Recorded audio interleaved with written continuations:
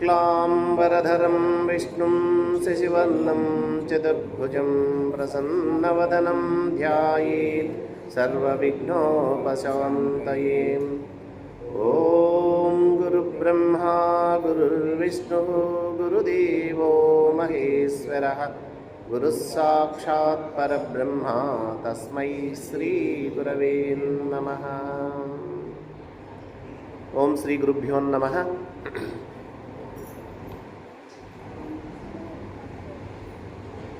శ్రీకృష్ణ జన్మాష్టమి సందర్భంగా ప్రియాత్మ బంధువులైన మీకందరికీ నా హృదయపూర్వక నమస్మాంజలులు.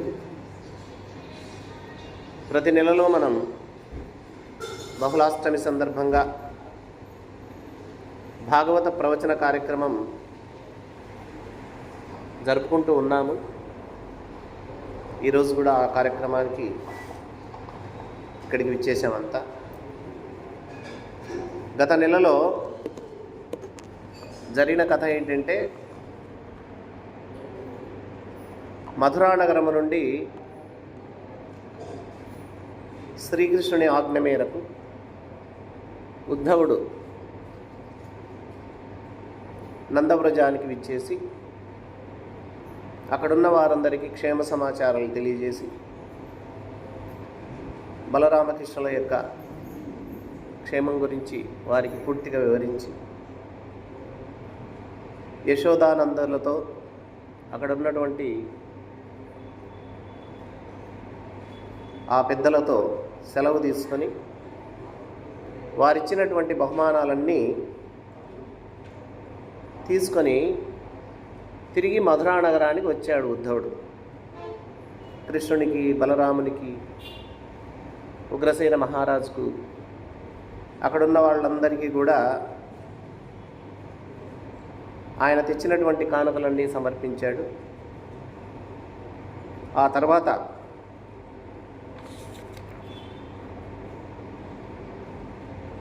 కృష్ణుడు బలరాముణ్ణి తీసుకొని, ఉద్ధవుణ్ణి తీసుకొని అక్రూరుని ఇంటికి వెళ్ళారు.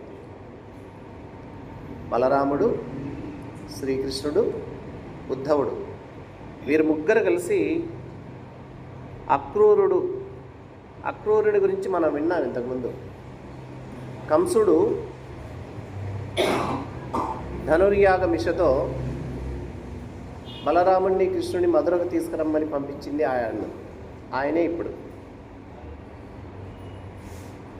ఎందుకు ఆ ఇంటికి వెళ్ళారంటే, హస్తినాపురానికి అక్రూరుణ్ణి పంపాలి అనుకున్నాడు కృష్ణుడు. ఎందుకు హస్తినాపురం పంపాలి అంటే, హస్తినాపురంలో వీళ్ళ అత్త ఉన్నది, మేనత్త, కృష్ణుని యొక్క అత్తగారు కుంతీదేవి. కుంతీదేవి భర్త పాండురాజు మరణించాడు. అప్పటికి మరణించిన తర్వాత రాజ్యభారం ధృతరాష్ట్ర మహారాజుకు వచ్చింది. ధృతరాష్ట్ర మహారాజు రాజ్యాన్ని పరిపాలిస్తూ ఉన్నాడు. అయితే తన కొడుకుల మీద తనకు విపరీతమైనటువంటి వ్యామోహం. దుర్యోధనుడు కానీ, ఆ దుర్యోధనుడి సోదరులు, వాళ్ళు ఏది చెప్తే అది వినేటటువంటి పూర్తి దురభిమానం ఎక్కువైంది ధృతరాష్ట్రునికి. పోనీ దుర్యోధనాదులు మంచివారా అంటే కాదు, ఆకతాయిలు. ఎప్పుడు చూసినా ఈ పాండవులంటే వాళ్ళకి గిట్టదు. బాల్యము నుండే పాండవులంటే సరిపోదు, ఎప్పుడు కొట్లాటే. పాండవులలో ముఖ్యంగా మరి భీముడంటే సరిపోదు దుర్యోధనుడికి. చాలా అవస్థలకు గురి చేశారు. ఇక పాండురాజు వాళ్ళ నాన్న మరణించాడు. రాజ్యం ధృతరాష్ట్రుడి చేతికి వచ్చింది. దుర్యోధనుడి మాట కాదనలేడు ధృతరాష్ట్రుడు. దుర్యోధనుడు ఏది చెప్తే అది. ఈ విధంగా చాలా ఇబ్బందులు పడుతున్నారు పాండవులు. అత్త కూడా చాలా బాధపడుతుంది. వీళ్ళత్త అంటే పాండవుల తల్లి కుంతీదేవి. వసుదేవునికి అక్కగారు అవుతారు వాళ్ళు. 5 మంది వాళ్ళ అక్కగారు. వాళ్ళల్లో కుంతీదేవి, శిశుపాలుని అమ్మ, దంతభక్తుని అమ్మ, వీళ్ళంతా అత్తగారే వీళ్ళకి. ఎవరికి? శ్రీకృష్ణుడికి. అంటే వసుదేవుని యొక్క సోదరీమణులు వాళ్ళు. ఆ విధంగా కుంతీదేవి ఎలా ఉంది మా అత్త, కుంతీదేవి కుమారులు పాండవులు మా బావగారు ఎలా ఉన్నారు, మరి వారి పరిస్థితి ఎలా ఉందో ఏమో అని ఆ విషయాన్ని, ఆ క్షేమాన్ని, ఆ సమాచారాన్ని తీసుకురావడానికి అక్రూరుణ్ణి హస్తినాపురానికి పంపాలి అనుకున్నాడంట కృష్ణ పరమాత్మ. వెళ్ళాడు, అక్రూరుని ఇంటికి వెళ్ళాడు. అక్రూరుడు చాలా ఆనందపడ్డాడు. ఏదైనా పని ఉంటే పిలిపించినా వెళ్తాడు అక్రూరుడు.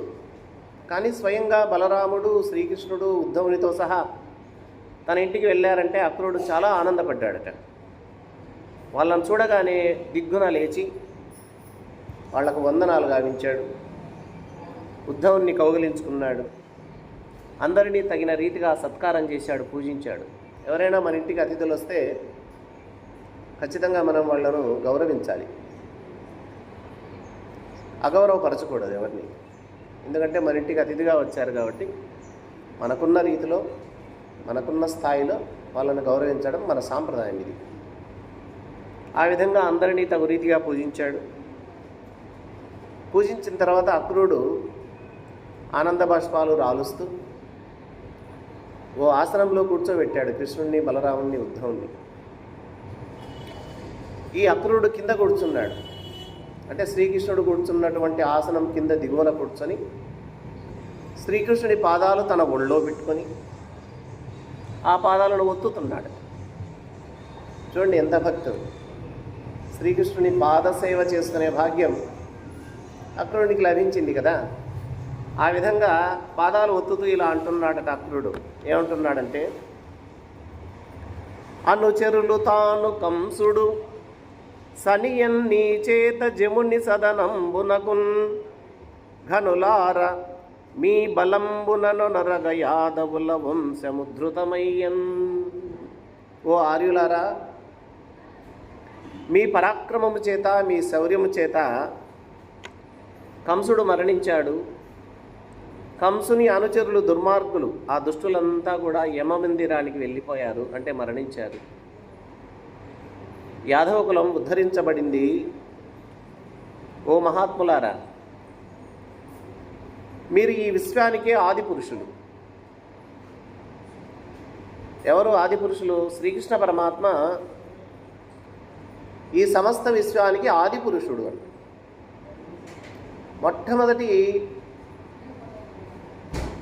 మొట్టమొదటి ఈ సృష్టిలో మొట్టమొదటి పురుషుడు ఎవరంటే శ్రీకృష్ణ పరమాత్మ.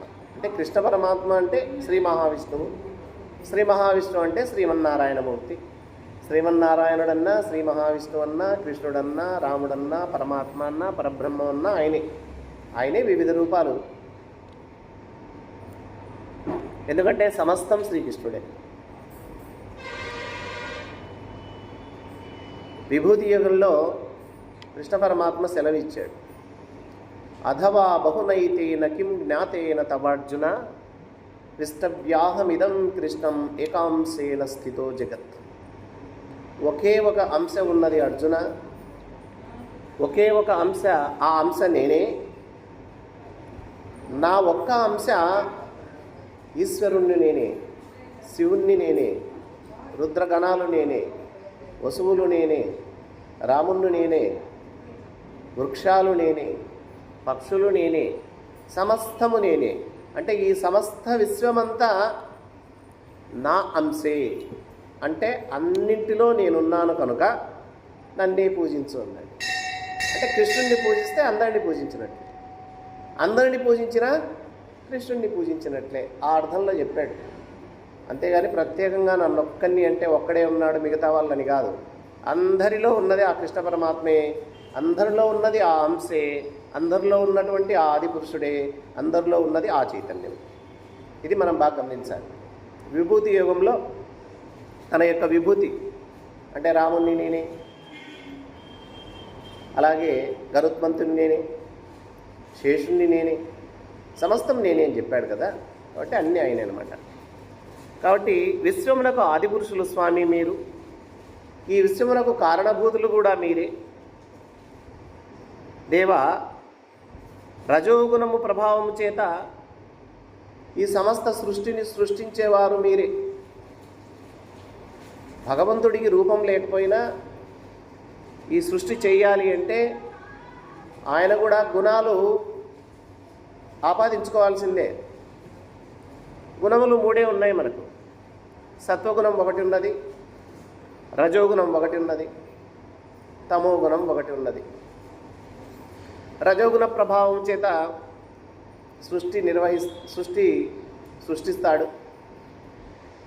సత్వగుణ ప్రభావం చేత ఈ సమస్త సృష్టిని నడిపేటటువంటి ఆయనే. దాన్ని స్థితి అంటాం. చివరలకు ప్రళయకాలం, మహాప్రళయం సంభవించినప్పుడు ఈ సమస్తమును లయం చేసేది కూడా ఆయనే. అందుకే లయకారకుడు అంటాం. అది కూడా పరమాత్మే. అయితే సృష్టి చేసే సందర్భంలో బ్రహ్మ అని, నడిపేటప్పుడు విష్ణు అని, లయం చేసేటప్పుడు శివుడు అని పేర్లు వేరే, కానీ అంశం మాత్రం ఒక్కటే. కాబట్టి ఈ సృష్టికి, ఈ స్థితికి, ఈ లయానికి మొత్తం నీవే కారణము తండ్రి. అందుచే నీకు ఎటువంటి బంధం లేదు, బంధహేతువు కూడా లేదు అని ఆ అక్రూరుడు శ్రీకృష్ణుని యొక్క పాదాలను ఒళ్ళో పెట్టుకొని ఒత్తుతూ ఆ శ్రీకృష్ణుడిని స్తుతి చేస్తూ ఉన్నాడట. ఆ నీవు ధరణి భారము మానిచి రక్కసుల నెల్ల మర్దించుటకై ఆనగదుందువి ఇంటను మానుగ జన్మించితివి సమంచిత కీర్తిన్. ఎందుకు వచ్చాడు భూమి మీదికి శ్రీకృష్ణుడు అంటే, గీతలోనే చెప్పాడు కృష్ణ పరమాత్మ. తనకేం అవసరం లేదు, జన్మించాల్సిన అవసరం లేదు, కానీ జన్మిస్తాడు. ఎందుకంటే పరిత్రాణాయ సాధూనాం వినాశాయ చ దుష్కృతాం ధర్మ సంస్థాపనార్థాయ సంభవామి యుగే యుగే. సాధువులను బాగా రక్షించడం కోసం, దుర్మార్గులను శిక్షించడం కోసం, ధర్మ సంస్థాపన కోసం నాకు అవసరం లేకపోయినా నేనంతకు నేనే భూమి మీద అవతారం తీసుకుంటాను. అలా తీసుకున్నటువంటి అవతారమే శ్రీకృష్ణ అవతారం కూడా.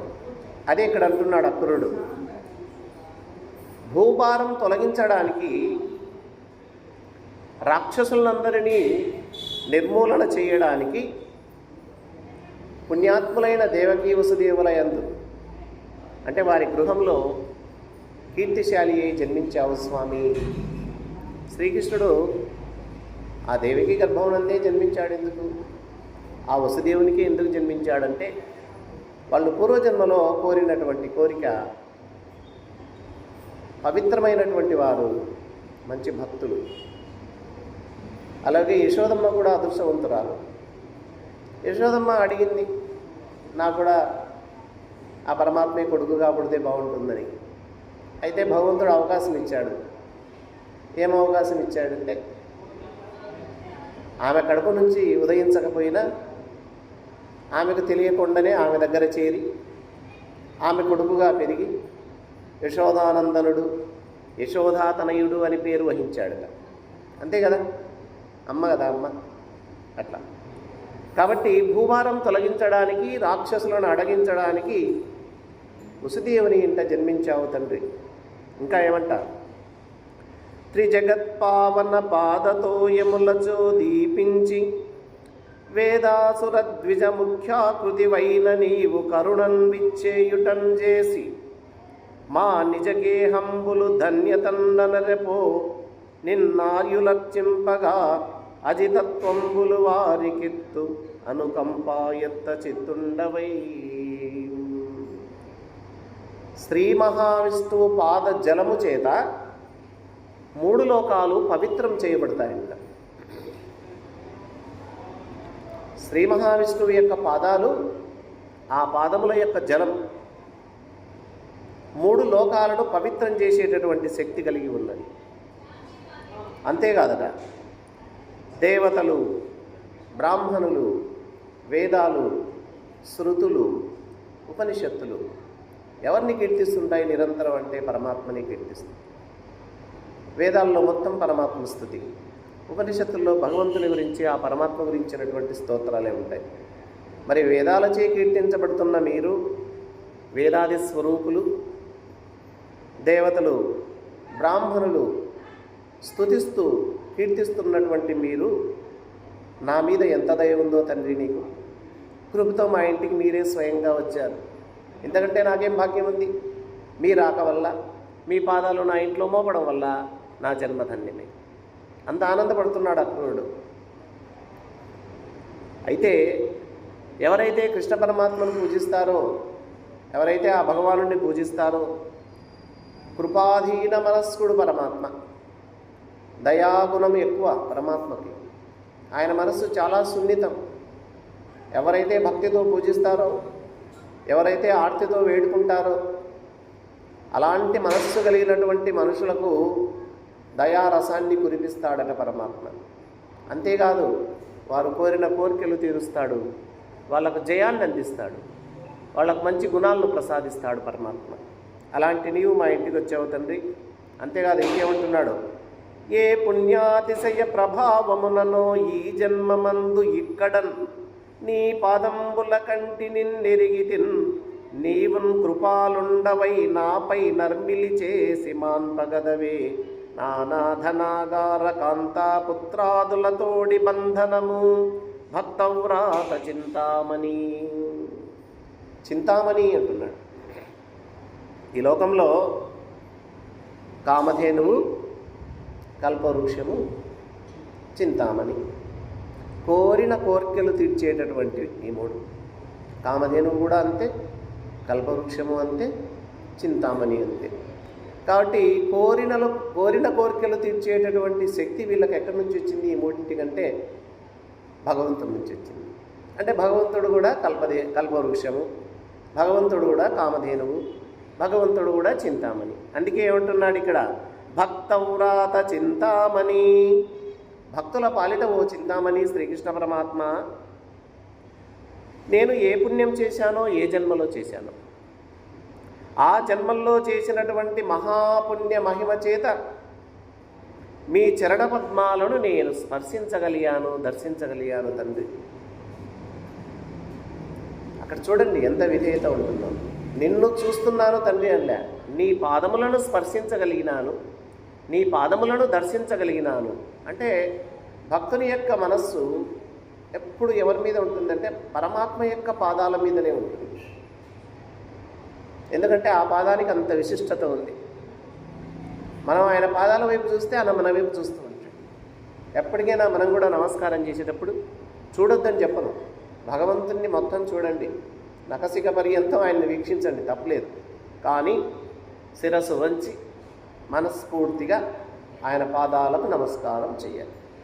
పుష్పాలు వేస్తున్నాం పూజ చేసేటప్పుడు, వేయడం చాలా మంచిది, వేయండి. కానీ విసిరి వేయకండి. ఇప్పుడు దూరం నుంచి అలా చల్లుతున్నారు, అది తల మీద పడుతుందో, పక్కన పడుతుందో, నీ ముందర కూర్చున్న మనుషుల మీద పడుతుందో అర్థం కాలేదు. దగ్గరికి వెళ్ళి కొంచెం ఆలస్యమైనా పర్వాలేదు, చక్కగా ఆయన పాదాల మీద పడేటట్లు వేయండి. అప్పుడు చాలా బాగుంటుంది అనమాట. కాబట్టి మహాపుణ్య మహిమ వల్ల ఈ జన్మలో ఇక్కడ మీ పాదదర్శనం చేసుకోగలిగినాను తండ్రి నేను. అంతేకాదు, మీరు దయాస్వభావులు కదా, నా మీద దయ ఉంచండి కాస్త, నాకు కోరిక ఉంది తీర్చండి అంటున్నాడు అక్రూరుడు కృష్ణుడిని. ఏం కోరిక కొడుతున్నాడో చూద్దాం. ఏమంటున్నాడట? నా అనాథనాగార కాంతాపుత్రాదులతోడి బంధనము తొలగించమంటున్నాడు.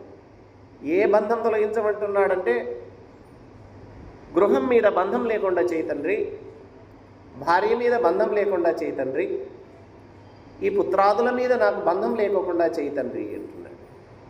అంటే వాటి మీద కూడా నాకు ఆసక్తి ఎక్కువ ఉంచొద్దు, ఎంత అవసరమో అంతే ఉంచు. ఉదాహరణ, గృహస్థులు ఉన్నారు, గృహస్థులు ఇలా కోరడం సమంజసం కాదు. ఎందుకంటే గృహస్థ ధర్మాన్ని ప్రతి గృహస్థుడు పరిపాలించాలి. బ్రహ్మచారి అయితే ఇంకేం ఉండదు సమస్య. కానీ గృహస్థుడైనప్పటికీ, ఇప్పుడు ధృతరాష్ట్రుడు ఉన్నాడు, కొడుకు మీద ప్రేమ చూపమని ఎవరు చెప్పరు, చూపచ్చు. కానీ విపరీతమైన ప్రేమ, వాడు ఏది కోరితే అది ఇవ్వడం, ఇది చేయాలంటే అదే చేయాలి, అది మంచి చెడు ఆలోచించకుండా అంత పుత్రవాత్సల్యం ఎక్కువగా ఉండకూడదు, అంత అభిమానం ఉండకూడదు. దురభిమానం అంటాం దాన్ని. కాబట్టి ఈయనేమంటున్నాడంటే, గృహ విత్తదార సుతాదుల మీద నాకు మోహాన్ని, ఆ మోహ పాశాన్ని తొలగించు తండ్రి అని ఆ కృష్ణుణ్ణి వేడుకుంటున్నాడట.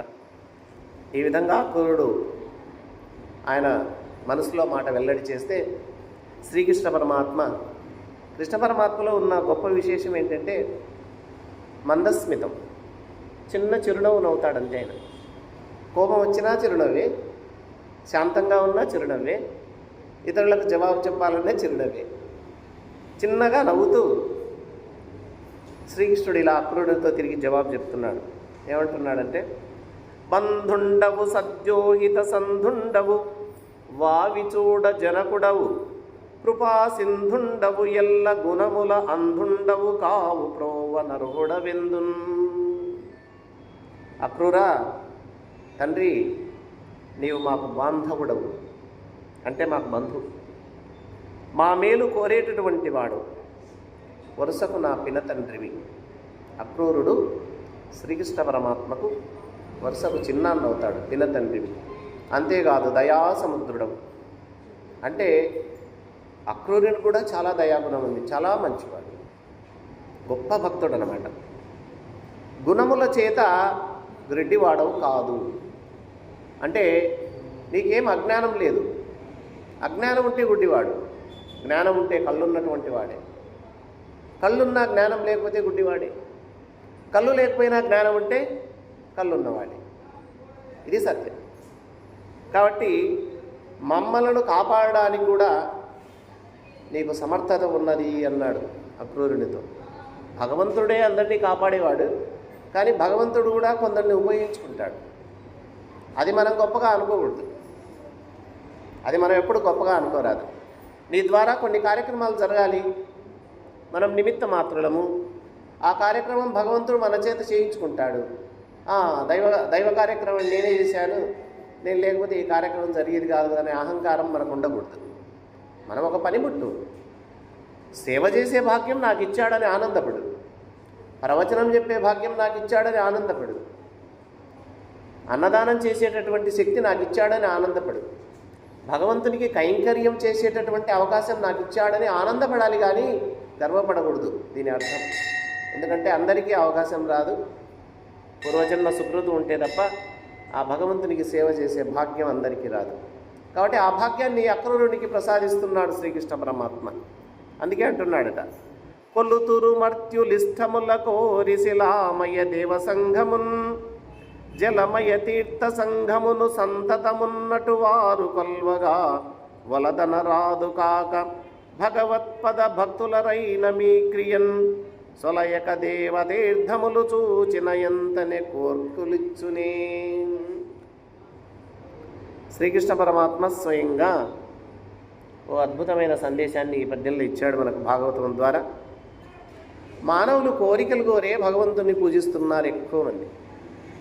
100 మందిలో దాదాపు 99 మంది అనుకుందాం, ఎందుకయ్యా భగవంతుణ్ణి ప్రార్థిస్తున్నావు, ఎందుకయ్యా యజ్ఞయాగాది క్రతువులు చేస్తున్నావు అని మనం ప్రశ్నిస్తే వచ్చేటటువంటి జవాబు ఏదో సంతాన ప్రాప్తి కోసము, ఆరోగ్యం కోసము, లేకపోతే వ్యాపార అభివృద్ధి కోసము, లేకపోతే యుద్ధంలో వెళ్తున్నాను విజయం కోసము, లేకపోతే ఉద్యోగంలో నేను మంచి ఉద్యోగాన్ని సంపాదించాలనే కోరిక. సమస్తము చాలామంది కూడా దేనికోసం వెళ్తున్నారు భగవంతుని, దేనికోసం ప్రార్థిస్తున్నారంటే కోరికలతోనే. అదే ఇక్కడ అంటున్నాడు, మానవులు కోరికలు పొందాలనుకుని దేవతా ప్రతిమలకు పూజలు చేస్తూ ఉన్నారు. అంతేకాదు, జలమయములైన గంగానదీ పుణ్యతీర్థములను నిరంతరం సేవిస్తున్నారు. పవిత్రమైన నదులే, మన భారతదేశంలో ఉన్నటువంటి నదులు చాలా పవిత్రమైనటువంటి నదులు. గంగా నది, యమునా నది, కృష్ణా నది, గోదావరి నది, సమస్త నదులు కూడా చాలా పవిత్రమైనవి. అన్నిటికంటే విశేషంగా పవిత్రమైన నది భారతదేశంలో గంగా నది. ఎందుకు గంగా నదికి అంత పవిత్రత వచ్చిందంటే, గంగా నది భారతదేశంలో గంగా నది అంటాం, భాగీరథి నది అంటాం, జాహ్నవీ నది అంటాం. ఎక్కడి నుంచి వచ్చింది గంగా నది అంటే స్వర్గలోకం నుంచి వచ్చింది భూలోకానికి గంగా నది. మరి స్వర్గలోకంలో ఈ గంగా నదికి ఏం పేరంటే మందాకిని నది. చాలా దేవతల లోకంలో ప్రవహించి ఆ దేవలోకం నుండి హిమాలయ పర్వతాల్లో ప్రవేశించి ఆ హిమాలయ పర్వతాల నుండి భూభాగం అంతా ప్రవహించి తదుపరి సముద్రమునందు కలుస్తుంది గంగానది. చాలా పవిత్రమైనటువంటి గంగానది. అంతేకాదు, స్వర్గలోకము నుండి భూలోకానికి వచ్చినప్పుడు ఆ గంగానదిని భరించినటువంటి వారెవరు? పరమశివుడు. శివుడు తన జటాజూటంలో బంధించి ఆ గంగానది యొక్క ప్రవాహ వేగాన్ని కాస్త అదుపు చేసి ఆ తర్వాత భూమి మీదికి మెల్లగా వదులుతాడు. అంత పవిత్రమైనటువంటి గంగానది. తప్పులేదు, మానవులు ఈ గంగా పవిత్రమైనటువంటి నదుల తీర్థాలను సేవిస్తూ ఉన్నారు. ఎందుకోసం సేవిస్తున్నారు? అది కూడా కోరికల కోసం. వాటిని తప్పు అని నేను అనడం లేదు. అక్రూరా, మంచిదేది. నిజం పరికిస్తే మహాత్మా, భగవత్పాద భక్తులు. భక్తులంటే ఎవరు భక్తులు? కోరికల కోసం, కోరికలు నెరవేరడం కోసం ఈ తీర్థయాత్రలు చేయడం, అలాగే ఈ దేవతా ప్రతిమలను అర్చించడం మంచిదే కాదనను. కానీ కోరికలు లేకుండా మీలాగా మరి ఏం కోరాడు అక్రూరుడు? నాకు ఈ బంధమోహమును, ఈ మోహపాశాన్ని తొలగించు తండ్రి అన్నాడు. ఎవరైనా కోరవలసింది ఇదేనట, మీ పాద కమల సేవ. ఏం కావాలి మనకు? భగవంతుని యొక్క పాదాలను సేవించేటటువంటి భాగ్యం అడగాల మనం. మీ పాదార్చకులతోడి నెయ్యము. మీ పాదాలను ఎవరైతే సేవిస్తున్నారో, మిమ్మల్ని ఎవరైతే కీర్తిస్తున్నారో, ఎవరైతే పూజిస్తున్నారో వాళ్ళతో నాకు స్నేహం ఇవ్వండి. మంచి స్నేహం అంటే అది. ఎవరితో స్నేహం చేయాలి మనకంటే? భగవద్భక్తులతో స్నేహం దొరికిందా నీ జన్మ ధన్యం. భగవంతునికి సేవ చేసేటటువంటి భాగ్యం లభించిందా నీ జన్మ ధన్యం. భగవంతుని కథలు వినేటటువంటి అవకాశం దొరికిందా నీ జన్మ ధన్యం. భగవంతుని గురించి 4 పాటలు పాడే భాగ్యం నీకు లభించిందా నీ జన్మ ధన్యం. అంతేగాని మిగతా విషయాల గురించి మహాభక్తులు ఎవరు కోరుకోరు. తప్పేం లేదు, నువ్వు కోరినా ఇస్తాడు, కోరకపోయినా ఇస్తాడు, అంతే కదా. ప్రత్యేకంగా దానికోసం అని అనకూడదు మనం.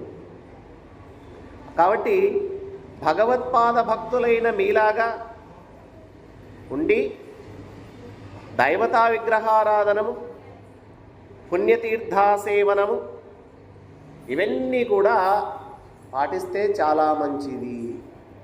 ఇది మనం అందరం గుర్తుంచుకోవాలి. ఎప్పుడైనా భగవంతుని దగ్గరికి వెళ్ళాలంటే ముఖ్యమైనది, ఈ బంధము నుండి నన్ను గట్టెక్కించండి తండ్రి. ఎన్నాళ్ళు, ఎన్ని జన్మలు ఇలాగా? పునరపి మరణం, పునరపి జననం. పుట్టడం, మళ్ళీ మరణించడం, మళ్ళీ పుట్టడం, మళ్ళీ మరణించడం. ఈ సంసార చక్రము నుండి నన్ను ఏదో విధంగా పడవేయి తండ్రి అని భగవంతుని మనస్ఫూర్తిగా ప్రార్థించాలి. కోరికలు కోరండి, కోరొద్దని నేను చెప్పను. వాటితో పాటు ఇది ముఖ్యమైన కోరికగా పెట్టుకోండి అనమాట. ఓ మహాత్మా, భాగవతోత్తముడమైన నీవు అంటే అక్రూరుడు భాగవతులలో ఉత్తముడు. భగవంతుని భక్తులలో చాలా శ్రేష్ఠుడట అక్రూరుడు. చాలామంది ఉన్నారు భగవంతుని భక్తులు. భాగవతుల్లో ఉత్తములు చాలామంది ఉన్నారు. నిరంతరం హరినామస్మరణ తప్ప వేరే స్మరణ చేయని వాళ్ళు ఉన్నారు. స్మరణ అంటే ఏంటి అనుకున్నారు? నోటితో పలకడం కాదు. తుకారం గొడవలెమ్మ, నోటితో నామాన్ని పలకడం కాదు, మనస్సుతో, మనస వాచ కర్మణ త్రికరణ శుద్ధిగా భగవంతుణ్ణి స్మరిస్తే అది నిజమైన స్మరణ. ఏదో ఆలోచన పెట్టుకొని నోటితో భగవన్నామాన్ని ఉచ్చరిస్తే పెద్దగా ప్రయోజనం ఉండదు. మనసు కూడా నామం మీద ఉండాలి, ఆ మూర్తి మీద నీ దృష్టి ఉండాలి. మనస వాచ కర్మణ అదే జరుగుతుండాలి. దాన్ని త్రికరణ శుద్ధి అంటాం. కాబట్టి భాగవతులు నిరంతరం ఆ భగవన్నామ కీర్తనను, భగవన్నామ సంకీర్తన చేస్తూ ఉంటారట. అలాంటి భాగవతోత్తములలో అక్రూరుడుగా ఒకరు. అందుకే మహాత్మా, ఇక నేను వచ్చిన కార్యక్రమం ఆలకించండి. ఇప్పుడు చెప్తున్నాడు, మహాత్ములు ఎప్పుడైనా వస్తానే నేరు ఇది కావాలి అది కావాలని చెప్పారు. మనం కూడా పోతూనే మనం అనుకున్న పని గురించి చెప్పరాదు, కాస్త క్షేమ సమాచారాలు అడగాలి. ఏమండి బాగున్నారా, ఎలా ఉన్నారు, వాళ్ళు ఎలా ఉన్నారు, వీళ్ళు ఎలా ఉన్నారు, ఎలా వచ్చారు, ఎప్పుడు వచ్చారు అని వచ్చిన తర్వాత మళ్ళీ మెల్లగా ఎందుకు వచ్చారు అని అడగవచ్చు. చెప్పేవాళ్ళు కూడా అలానే చెప్పాలి. కాబట్టి ఇక్కడ అంటున్నాడు, పాండురాజు చనిపోయాడు హస్తినాపురంలో. మా అత్తగారు కుంతితో పాండవులంతా హస్తినాపురంలోనే ప్రస్తుతం కాపురం ఉంటున్నారు. ఆ గ్రుడ్డిరాజు ధృతరాష్ట్ర మహారాజు దుర్యోధనాదులైన తన కొడుకుల యందలి వ్యామోహం చేత ఈ పాండవుల యందు సరైనటువంటి భావం కలిగి ఉండటం లేదట. వారు వీరు పుత్ర సమానులే కదా, కురు పాండవుల పట్ల సమబుద్ధి కలిగి ప్రవర్తించడం లేదని నేను విన్నాను. వారలు బంధులు కావున వారలకును మేలొనర్చి వారల రంగా వారింపవలయు దుస్థితి వారి జరిపు వంశ పొమ్ము వారిని చూడన్. ఓ మహాత్మా, వారు వీరు ఇద్దరు చుట్టాలే కదా నాకు. కాబట్టి ఇరుపక్షాల వారికి మేలు చేకూర్చి ఆ కౌరవులు ఆ పాండవులు సంతోషించేటట్లు, పాండవులకు వచ్చినటువంటి ఆ దుస్థితిని నివారించేటట్లు నీవు హస్తినకు వెళ్ళి ఆ కార్యక్రమాన్ని చేసి తిరిగిరా అని ఒక బాధ్యత అక్రూరుని మీద శ్రీకృష్ణ పరమాత్మ పెట్టాడు. అంటే హస్తినాపురానికి ఆ విషయం మీదనే పంపిస్తూ ఉన్నాడట అని పలికి సంకర్షణోద్ధవ సహితుండై హరి నిజగృహం మునకు చనుటయు అక్రూరుండు కౌరవ రాజధానియగు కరిపురి కరిగి అందు ధృతరాష్ట్ర భీష్మ విదుర బాహ్లిక భరద్వాజ గౌతమ దుర్యోధన కర్ణ అశ్వత్థామాదులన్ కుంతి సహితులైన పాండవులన్ తక్కిన బంధువులన్ కని యథోచిత సత్కారంబులనుంది తద్దత్వర్తనంబులెరిగి కొనుచు కొన్ని దినములుండ ఒక్కనాడు విదురుండు వినన్ ఏకతంబున అక్రూరునికి కుంతి ఇట్లనియే. సరే, మీరు హస్తినాపురానికి వెళ్ళాలని కార్యక్రమం చెప్పాడు కృష్ణుడు. తర్వాత బలరాముడు, కృష్ణుడు, ఉద్ధవుడు వాళ్ళ నిజ గృహాలకు వెళ్ళిపోయారు. వెంటనే అక్రూరుడు హస్తినాపురానికి బయలుదేరి వెళ్ళాడు. అక్కడ ధృతరాష్ట్రుని చూశాడు, భీష్ముడిని చూశాడు, విదురుణ్ణి చూశాడు, బాహ్లికుణ్ణి, భరద్వాజుణ్ణి, గౌతమ మహర్షిని, దుర్యోధనాదుల్ని, కర్ణుణ్ణి, అశ్వత్థామను అందరినీ కలుసుకున్నాడు. అందరి దగ్గరికి వెళ్ళి కొన్నాళ్ళు అక్కడ హాయిగా ఉన్నాడట ఎవరు, అక్రూరుడు. ఇక కుంతీదేవి కొన్ని విషయాలు అక్రూరుడితో చెప్పాలనుకున్నది. అయితే అందరి ఎదుట చెప్తే బాగుండదు కదా, మనం ఏదైనా కొన్ని విషయాలు గోప్యంగా చెప్పాల్సిన వచ్చినప్పుడు గోప్యంగానే చెప్పాలి. అందరి ముందర వెల్లడి చేయకూడదు. కొన్ని అందరి ముందర వెల్లడి చేసేటటువంటి విషయాలను ఖచ్చితంగా చేయవచ్చు, తప్పులేదు. కాబట్టి ఒకసారి పాండవులు ఉన్నారు, కుంతీదేవి ఉన్నది, విదురుడు ఉన్నాడు, అంతే, ఇంకెవరు లేరు. ఎందుకంటే విదురుడు మహాత్ముడు, విదురుడు చాలా గొప్ప గుణవంతుడు. కాకపోతే ఆ విదురుని మాటలను లెక్క చేసే స్థితిలో వీళ్ళు లేరు, ఈ కౌరవులు ఉన్నారు. అప్పుడు కుంతీదేవి కేవలం విదురుడు వింటూ ఉన్నాడు, అక్రూరుడితో చెప్తుందట, అన్న తల్లులు తండ్రులున్ భగినులు అల్లుండ్రు మద్భ్రాతలున్ నిన్నున్ పొమ్మను వేల ఏమనిరి మా నెవ్వల్ విచారింతురే ఉన్నారా సుఖయుక్తులై మృగి వృక వ్యూహంబులో ఉన్న రేఖన్ నేనిక్కడ ఉన్నతాన కుమన కౌరవ్య మధ్యం గుణన్. ఏమంటుందో చూడండి. ఏమని అన్నా, తల్లిదండ్రులు బాగున్నారా, చెల్లెండ్రు, అల్లుండ్రు, మా తమ్ముడు అందరూ బాగున్నారా? నిన్ను మధురానగరం నుండి ఇక్కడికి పంపేటప్పుడు నీతో ఏమైనా చెప్పారు? మా దుఃఖాల గురించి వాళ్ళకు తెలిసిందా? మా దుఃఖాల గురించి వాళ్ళు ఏమన్నా ఆలోచిస్తున్నారా? వాళ్ళంతా సుఖంగా ఉన్నారా? నేను ఇక్కడ బాగాలేను. ఎందుకంటే దుర్బుద్ధులైనటువంటి ఈ కౌరవుల మధ్య తోడేళ్ల గుంపు మధ్య చిక్కిన ఆడు జింకలాగా జీవిస్తున్నాను. తోడేళ్ల మధ్యలో ఒక జింక మధ్యలో ఉందనుకోండి, ఆడు జింక, అవస్థ ఎలా ఉంటుంది చూడండి. చుట్టూ తోడేళ్ళు, మధ్యలో జింక. అలా ఆ తోడేళ్ల మధ్యలో ఉన్నటువంటి జింక ఎంత బాధపడుతుందో, ఎంత అవస్థపడుతుందో, ఎంత దుఃఖిస్తుందో, ఎంత కష్టపడుతుందో, నేను కూడా ఈ కౌరవులనే తోడేళ్ల మధ్య ఒక ఆడుజింకలాగా అవస్థపడుతున్నాను అని చెప్పిందిట. అంతేకాదు ఇంకేమంటుంది, కర్రపించన్ పనికోటి చేలతి కలం కట్టించి గంగా నదిన్నెరి త్రోపించే విషాన్వితాన్న మొసగన్ నిద్రారతిన్ చెంది ఏమరి ఉండన్ పొడిపించే ఆయుధములన్ మత్పుత్రులన్ దేమియున్ కొరగాడు ఈ ధృతరాష్ట్రసూనుడు మహాక్రూరుండు కార్యంబులన్. ధృతరాష్ట్రుని కుమారుడున్నాడే ఈ దుర్యోధనుడు, చాలా క్రూరుడు. నా బిడ్డలకు పొత్తిగా కొరగానివాడు. నా పిల్లలంటే అస్సలు పడనే పడదు ఆ దుర్యోధనుడికి. మా పిల్లలను పాముల చేత కరిపించాడు, విషాన్నం పెట్టి చంపాలని ప్రయత్నించాడు, తీగలచే కాళ్లకు కట్టించి గంగానదిలో త్రోయించాడు, ఏమారి నిద్రించే సమయంలో ఆయుధాలతో పొడిపించాడు. అంటే నా బిడ్డలను ఆ దుర్యోధనాదులు ఎన్ని కష్టాలు పెడుతున్నారో. వాళ్ళు చూద్దామా 100 మంది, వీళ్ళు చూద్దామా 5 మంది. మరి వాళ్లకు వాళ్ళ నాన్నగారు మహారాజు అండగా ఉన్నాడు. వారు ఆడింది ఆట, పాడింది పాట. ఇంత బాధ పెడుతున్నారని తెలిసినా ధృతరాష్ట్రుడు ఏమీ అనలేదంటే దుర్యోధనుని చూడండి. బలుడున్ కృష్ణుడు ఎన్నడైన తమలో భాషించి మేనత్త బిడ్డలకున్ మేలు తలంతురే వగపులండయ్యంగ పాలైరయో జలజాతాక్షుడు భక్తవత్సలుడిలా చక్రంబు భాగించి ఇమ్ముల నిప్పించునే నా కుమారకులకున్ ముఖ్య ప్రకారంబులన్. ఆ బలరాముడు, ఆ కృష్ణుడు ఎన్నడైనా మమ్మల్ని గుర్తు చేసుకుంటున్నాడా? ఆ బలరామకృష్ణులు నా గురించి, నా బిడ్డల గురించి ఎప్పుడైనా మాట్లాడుకుంటున్నారా? మా క్షేమాన్ని గురించి విచారిస్తున్నారా లేదా? పుండరీకాక్షుడైనటువంటి ఆ శ్రీకృష్ణుడు మేము పడేటటువంటి దుఃఖాన్ని గుర్తు తెచ్చుకున్నాడా? భక్తవత్సలుడు కదా శ్రీహరి.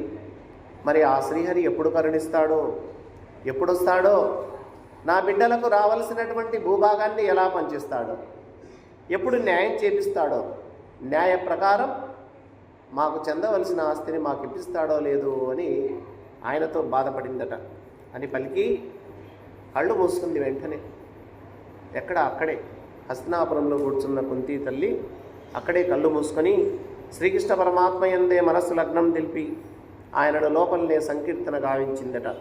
ఓ కమలపత్రాక్ష, నీవు సర్వాత్మకుడవు, సర్వపాలకుడవు, ప్రసన్నురాలనగు నన్ను కాపాడవే అని దుఃఖించిట. ఎక్కడున్నా సరే భగవంతుణ్ణి వేడుకోవచ్చు మనం. ఎందుకంటే భగవంతుడు ప్రత్యేకంగా గుళ్ళోనే కాదు, ప్రత్యేకంగా ఒక ప్రదేశంలో కాదు, ఇందుగలడందు లేడని సందేహము వలదు. ఇక్కడ ఉన్నాడు అక్కడ లేడనేది లేదు, అంతటా ఉన్నాడు.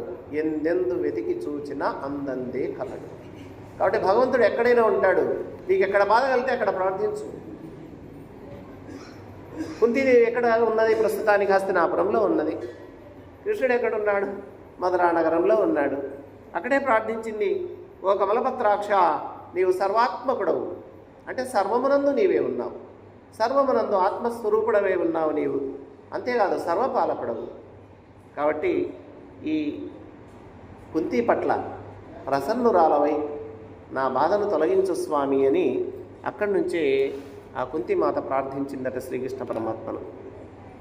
అయితే ఆ బాధపడుతుంటే అక్కడున్నటువంటి విదురుడు, వింటున్నటువంటి అక్రూరుడు ఇద్దరు కలిసి ఆ కుంతీదేవికి కొన్ని ఓదార్పు మాటలు చెప్పి, అమ్మ దుఃఖపడవద్దు, కాలం ముందుంది, జరిగేది జరుగుతూ ఉంటుంది. అయితే బాధపడకుండా ధైర్యంగా జీవితాన్ని సాగించాలి. ఎవరైనా జరగాల్సినవి జరగాలి కదా. వెంటనే అనుకున్న వెంటనే ఈరోజు మొక్క నాటాము, నాకు వెంటనే పండు కావాలంటే పండిస్తుంది ఆ మొక్క. మొక్క వృక్షంగా ఎదగాలి, అన్ని పరిస్థితులు అనుకూలించాలి, ఆ పంట ఇవ్వాలి, ఆ తదుపరి మనం తినడానికి యోగ్యంగా ఉంటుంది ఆ ఫలం. అలాగే మనం అనుకున్న వెంటనే కోరికలు ఎప్పుడు నెరవేరవు. ప్రార్థించాలి భగవంతుణ్ణి. ఒకటే చేయాలి, స్వామి నీవే భారం, నీ మీదనే బరువు వేశాను, నా చేత కాదు, నేను ఈ బాధను భరించలేకపోతున్నాను, మరి ఈ బాధ నుంచి నువ్వు ఎప్పుడు గట్టెక్కిస్తావో నీ ఇష్టమని ఆయన మీద బాధ్యత వేయాల. అందుకే అన్నది అనన్యాశ్చింతయంతో మాం ఏ జనా పర్యుపాసతే తేషాం నిత్యాభియుక్తానాం యోగక్షేమం వహామ్యహం. మరి భగవంతునికి ఎవరు చెప్తున్నారు కష్టాలు? కష్టం వస్తే బంధువులతో చెప్తాం, స్నేహితులతో చెప్తాం, ఎవరెవరితో చెప్తూ ఉంటాం. కష్టం వస్తే భగవంతునితో చెప్పేటటువంటి ధైర్యం మనకుందా? లేదు. ఎందుకు చెప్పడం లేదు భగవంతుని కంటే? విశ్వాసం తక్కువ. పరిపూర్ణమైన విశ్వాసం ఉంటే భగవంతునితో చెప్తాం. మనకు పరిపూర్ణ విశ్వాసం లేకపోతే భగవంతుని చెప్పాం. కలడో లేడో, భగవంతుడు ఉన్నాడో లేడో. ఉన్నాడు పూర్తిగా అని ఎవరైతే విశ్వసిస్తారో వాళ్ళు ఖచ్చితంగా భగవంతునికి చెప్తారు. తప్పేం లేదు, మిగతా వాళ్ళతో చెప్పకూడదు అని ఏం లేదు. ఎందుకంటే మన శ్రేయోభిలాషులు, మన హితాన్ని కోరేవారు, మన మేలును కోరేవారు చాలామంది ఉంటారు. వాళ్ళకు చెప్పండి, తప్పలేదు. కానీ ముందుగా భగవంతునికి చెప్పండి. ఆయనకు నివేదించిన తర్వాత నీ సమస్యను తర్వాత అందరికీ చెప్పండి. ఆ భగవంతుడే ఎవరి హృదయంలో చొరబడతాడో, ఆ భగవంతుడు ఎవరి ద్వారా నీకు ఆ సహాయాన్ని చేయిస్తాడో చేపిస్తాడు. కాబట్టి కుంతీదేవి ఆ విధంగా శ్రీకృష్ణుని ప్రార్థిస్తే అక్రూరుడు విదురుడు, అమ్మ ఏడవద్దమ్మ, మంచి సమయం ముందుంటుంది. కృష్ణునికి తెలుసు, బలరామునికి తెలుసు, నన్ను అదే పనిగా పంపించింది, దాని నిమిత్తమే ఇక్కడికి వచ్చాను నేను, నీ గురించే నన్ను పంపించాడమ్మా అని ఆమెను ఓదార్చి కొంత శాంతం కలిగేటట్టు కుంతీదేవికి చెప్పి ఆ తర్వాత అక్రూరుడు ధృతరాష్ట్రం దగ్గరికి వెళ్ళాలి కదా, వాళ్ళకు కూడా విషయం చెప్పాలి కదా. ఎవరైనా సరే తెలిసిన వాళ్ళు ధర్మం చెప్పాలి. ఏదైనా తప్పు జరుగుతుంటే తెలిసిన వాళ్ళు ఉపేక్షించకూడదట. నాయన ఇది తప్పురా, ఇది చేయొద్దండి, బాగుండని చెప్పడం మన ధర్మం. వింటాడో వినడో తర్వాత ఇష్టం, వాడి ఇష్టం అంతే. చెప్పడం మన ధర్మం అన్నమాట. సరే, ధృతరాష్ట్రుని దగ్గరికి వెళ్ళి అక్రూరుడు ఇలా అంటున్నాడు, నీ అనుజుండు పాండు ధరణి విబుడిల్గిన నీవు భూమి ధర్మాయత బుద్ధి నేలుచు ప్రజావలి కాచుచు గౌరవంబుతో బాయక లోకులందు సమభావన చేసితివేని కీర్తియున్ శ్రేయము కల్గు వేరొకటి చేసిన దుర్గతి కల్గు భూవరా. ఓ ధృతరాష్ట్ర మహారాజా, నీ తమ్ముడు రాజుగా ఉండి పరిపాలన చేశాడు ఇన్నాళ్ళు. మరి నీ తమ్ముడు పాండుభూపతి మరణానంతరం ఆ రాజ్యానికి నీవే మహారాజు అయ్యావు. ధర్మంగా రాజ్యాన్ని పరిపాలిస్తున్నావా? ప్రజలను ధర్మబుద్ధితో పరిపాలిస్తూ ఉండాలి, కాపాడుతూ ఉండాలి, గౌరవంతో ఉండాలి, ముఖ్యంగా సమదృష్టితో చూడాలి అన్నాడు. ప్రజలను ఒకరిని ఒక రకంగా, ఇంకొకరిని ఇంకొక రకంగా చూడకూడదు. సమదృష్టితో చూడాలి ఏ రాజైనా, ఏ నాయకుడైనా. ప్రజలు అంటే ఇక్కడ ఎవరు? కొడుకులు అని కూడా అర్థం వస్తుంది. ప్రజ అంటే కొడుకు అనే అర్థం కూడా ఉంది. కాబట్టి రాజ్యంలో ఉన్నటువంటి సమస్త ప్రజలు ఆయనకు కొడుకులు లాంటి వాళ్ళే కదా. వాళ్ళకి ఏ ఆపద వచ్చినా రక్షించాల్సింది రాజే కదా. కాబట్టి సమదృష్టితో వాళ్ళని చూస్తే నీకు మంచి కీర్తి వస్తుంది మహారాజా, నీకు క్షేమం జరుగుతుంది మహారాజా. అంతేగాని దానికి వ్యతిరేకంగా కొందరి పట్ల ఒక రకంగా, కొందరి పట్ల ఒక రకంగా చూస్తే నీకు దుర్గతి కలుగుతుంది. అప్పుడే అర్థమైండాలి ధృతరాష్ట్రుడికి. ఏమర్థమైంటుంది? ఓహో, నేను అందరినీ సమానంగా చూస్తున్నానా? ప్రజల కదా దేవుడెరుగు. తన తమ్ముని కొడుకులను, తన కొడుకులను సమదృష్టితో చూస్తున్నానా లేదా అనే భావన ఆయనకు కలగాలి. ఎప్పుడు కలగాలనే పరోక్షంగా చెప్పాడు అక్రూరుడు. అవనీశ పాండవులందు నీ నందనులందు సమానుండవగుట బుద్ధి ఎవనితో యోగమిందెవ్వనికి నిత్యమంగనాగార పుత్రాధికముల వలన నయ్యడిదేమి వసుమతి ఒక జంతు ఉదయింప ఒక జంతువు కడంగగండు పుణ్యము చెందు ఒకడు పాపము పొందు మీన జీవన భూత మిలత జలము తత్తనూజులెట్లు త్రావుదురట్లు మూఢాత్ము విత్తమెల్ల నపహరింతు రహితులైన కొడుకులట మీదమని అయిన చచ్చి అయిన తండ్రి జాడు చూడజనరు. ఓ మహారాజా, పాండుకుమారులైన పాండవుల యందు, నీ కుమారుల యందు సమబుద్ధితో మెలగడం నీకు చాలా మంచిది. నేరుగా విషయం చెప్తున్నాను. ఆ పాండవుల పట్ల, నీ కుమారుల పట్ల సమబుద్ధితో నీవు మెలగాలి అని చెప్పాడు. ఎందుకన్నాడంటే ఏ ఒక్కనికి ఈ లోకంలో మరొక్కనితో శాశ్వత సంబంధం లేదు. ఇది సత్యం. మేము చాలా స్నేహితులమండి అంటాం. ఎంతవరకు? కొంతవరకే. మాది అన్యోన్యమైన దాంపత్య జీవితం అంటాం. ఎంతవరకు? కొంతవరకే. శాశ్వతం ఎవరికి లేదు. ఈ గ్రామం అంటే నాకు చాలా ఇష్టం అంటాం. ఎంతవరకు? కొంతవరకే. అది కూడా శాశ్వతం కాదు. అందుకే ఒకరికి వేరొకరితో శాశ్వతమైనటువంటి సంబంధం ఎప్పుడు లోకంలో ఉండదు. ఇది సత్యం, ఖచ్చితం. ఇది అది మనందరికీ తెలుసు, మనం చూస్తూనే ఉన్నాం. ఎంతో ఇష్టపడే వాళ్ళు కూడా ఉన్నట్టుండి దూరం అవుతారు. ఇంక మరి ఎక్కడుంది శాశ్వతత్వం? ఎవరు కాదు, రాజులది కాదు, ఎవరిది కాదు. ఎవ్వరూ ఇక్కడ శాశ్వతంగా ఉండడానికి రాలేదు. కేవలం కొంతకాలం జీవించడానికి ఇది ఒక మజిలీ. కొంతకాలమే ఇక్కడ ఉంటాం. ఉన్నటువంటి ఆ కొంతకాలం మంచిగా ఉండండి, ధర్మంగా ఉండండి, భక్తిగా ఉండండి. అది జీవితం సార్థకమవుతుంది. ఉన్న కొన్నాళ్ళు కూడా దరిద్రమైన కృత్యాలు చేసి భయంకరంగా క్రూరంగా ప్రవర్తిస్తే లాభం ఏంటి? ఏం లాభం ఉండదు. అదే అంటున్నాడు, ఏ ఒక్కరికి ఈ లోకంలో మరొక్కనితో ఉనికి శాశ్వతం కాదు. అంతేకాదు, ఈ పుత్రుల వల్ల, ఈ భార్యల వల్ల, ఈ గృహాదుల వల్ల ఒరిగేది ఏముందయ్యా? ఏమొరుగుతుంది అనుకుంటావు ధృతరాష్ట్ర మహారాజా? ఎందుకంటే భూమిలో ఒక ప్రాణి పుడుతుంటే ఒక ప్రాణి చనిపోతూ ఉంటుంది. ఒకడు పుణ్యం సంపాదిస్తుంటే ఒకడు పాపం సంపాదిస్తుంటాడు.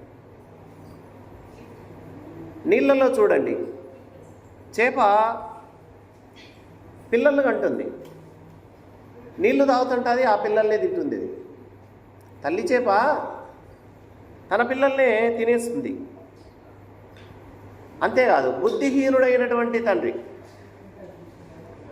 తండ్రి బుద్ధిహీనుడైతే, కొడుకులు బుద్ధిహీనులైతే ఆ తండ్రి ధనమంతా పుత్రులే శత్రువులై తినేస్తారట, హరిస్తారు. తండ్రి గురించి ఏమాత్రం పట్టించుకునేటువంటి బుద్ధిహీనులు చాలామంది లోకంలో ఉన్నారు. అసలు మా తండ్రి చచ్చాడా బ్రతికాడా అనే విషయం కూడా పట్టించుకున్నటువంటి వాళ్ళు చాలామంది ఉన్నారు. మరి నీ కొడుకులు కూడా నీ బాగా చూసుకుంటాడు అనుకుంటున్నావేమో ధృతరాష్ట్ర మహారాజా. అట్లాంటిదేం కుదరదు. నీ మీద నువ్వు అనుకున్నంత ప్రేమ నీ కొడుకులకు లేదు. ఈ చిన్నదాని కోసం నీ కొడుకులను ఒక రకంగా, ఈ పాండురాజు కొడుకులను, నీ తమ్ముని కొడుకులను ఒక రకంగా చూడడం నీకు మంచిదేనా అన్నాడు. అంతేకాదు, ఒక హెచ్చరిక కూడా చేస్తున్నాడు. కావున మూఢాత్ముడవై నీ వార్జించిన ధనంబు నీ పుత్రులు దుర్భావులు పుచ్చుకొనంగా భూవరా నిందుటవగదువు భూనాకములన్. ఓ మహారాజా, నీవు అధర్వంగా ప్రవర్తించి నువ్వు సంపాదించిన డబ్బు, ఈ విత్తమంతా కూడా దుర్బుద్ధి కలిగినటువంటి నీ కొడుకులు తీసుకుంటారు. నీవేమో ధర్మాన్ని అతిక్రమిస్తున్నావు, అన్యాయంగా ప్రవర్తిస్తున్నావు. నీ తమ్ముని కుమారులకు రావాల్సినటువంటి వాటా ఇవ్వకుండా అదంతా నీ కొడుకులకే చెందాలని ప్రయత్నం చేస్తున్నావు. దీనివల్ల నీకేమొస్తుంది?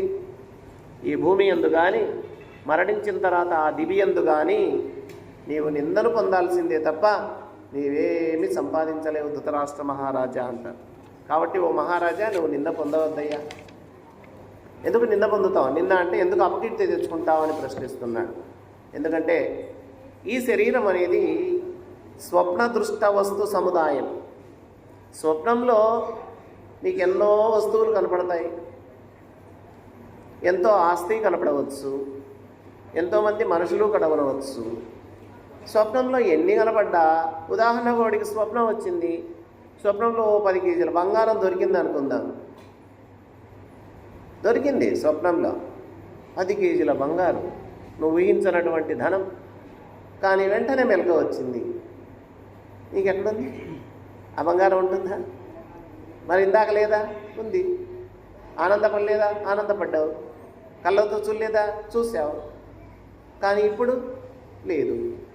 స్వప్నంలో ఉన్నటువంటి దృశ్యము, స్వప్నంలో ఉన్నటువంటి సంపద మెలకువ రాగానే ఎలా నీది కాకుండా పోతుందో, అలాగే ఈ జాగ్రత్తలో ఉన్న సంపద, ఈ జాగ్రత్తలో ఉన్న బంధుత్వం, ఈ జాగ్రత్తలో ఉన్నటువంటిదంతా కూడా నీ దేహం వదిలేంత వరకే.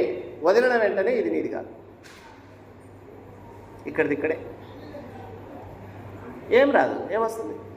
ఎంతో ఇష్టమైన వాళ్ళు నీ వెంట వస్తారా? రాదు. ఎంతో కష్టపడి సంపాదించిన ధనం వస్తుందా నీ వెంట? రాదు. అన్యాయంగా అక్రమంగా సంపాదించిందైనా నీ వెంట వస్తుందా? రాదు. ధర్మంగా సంపాదించి రాదు, అక్రమంగా సంపాదించి రాదు. వచ్చేది ఒకటే, కీర్త్యా అపకీర్త్యా, పాపమా పుణ్యమా. ఇంక మరి దీనికోసము, రాని దానికోసము ఎందుకు పాపం చేయాలి? పుణ్యమే చెయ్యి, ఎంతన్నా రాని. ధర్మంగానే జీవించు, న్యాయంగానే జీవించు, ఎవరిని ఇబ్బంది పెట్టకు, ఎవరిని బాధ పెట్టకు, ఎవరిని మోసం చేయకు, ఇతరుల వస్తువులు తీసుకోవద్దు. కళ్ళల్లో కూడా ఇతరుల వస్తువు తీసుకోకూడదంట. బాహ్యమునందు ఇతరుల వస్తువులు తీసుకొని అలవాటు అయితే కళ్ళలో కూడా తీసుకునేదే వస్తుంటుంది. అందుకే పరుల సొమ్ము పాము లాంటిది అని చెప్పారు మహాత్ములు. పరుల సొమ్ము అంటే పామును తీసుకున్నట్లే. పామును తీసుకుంటే ఏమో చేస్తుంది? మనల్ని కాటు వేసి చంపుతుంది. ఎవరైనా కోరి పాము తీసుకుంటారా? తీసుకోరు. ఒట్టి పాము కాదు, పాము తల మీద దగదగ మెరిసేటటువంటి మణి ఉన్నా, దగదగ మెరిసే మణి తల మీద ఉన్నా, అది కోట్ల విలువ చేసే మణి ఉన్నా పాము దగ్గరికి ఎవరైనా పోతారా? పోరు. కాబట్టి దుర్జనుల దగ్గరికి పోకూడదంట. దుర్జనుల దగ్గర కొన్ని కోట్ల ఆస్తి ఉన్నా వాని దగ్గరికి పోతే పాములా కాటేస్తాడు తప్ప నీకు ఆస్తి రాదు. కాబట్టి అలాంటిదిగా భావించాలి మనం. భగవంతుడు ఇచ్చిన కాడికి తీసుకుందాం. మన ప్రారంధానుసారంగా ఎంత రావాలో అంతే వస్తుంది. ఎక్కువ రాదు, తక్కువ రాదు. ఊరికే మనం ఆరాటపడాల్సిందే, ఆతృత పడాల్సిందే. ఎంతో వచ్చింది వస్తుంది. అయితే భగవంతుడు నీకు ఇవ్వాల్సింది ఖచ్చితంగా ఇస్తాడు. నువ్వు అడిగినా ఇస్తాడు, అడగకపోయినా ఇస్తాడు. కానీ జీవితాన్ని ఇచ్చాడు చూడండి, ఆయుష్ని ఇచ్చాడు చూడండి. ఈ ఉన్న జీవితం, ఈ ఉన్న ఆయుష్ భగవంతుని సేవకు అర్పించండి, భగవంతుని స్మరించడానికి ఉపయోగించండి, మంచి కార్యక్రమాలకు ఉపయోగించండి, ధర్మంగా జీవించడానికి ప్రయత్నించండి. ఇంతకంటే ఏముందమ్మా భాగ్యం ఈ లోకంలో? వాళ్ళ జన్మ ధన్యం. అసలు మానవుడిగా పుట్టింది దానికోసమే మనం. అంతే. పరోపకారార్థం ఇదం శరీరం. ఈ శరీరంతో ఇతరులకు ఎంత సహాయం చేయాలనుకుంటే అంత సహాయం చేయండి. కేవలం డబ్బు ఒకటే సహాయం కాదు. నీ దగ్గర ఏం డబ్బు లేదు, శరీరంలో శక్తి ఉంది.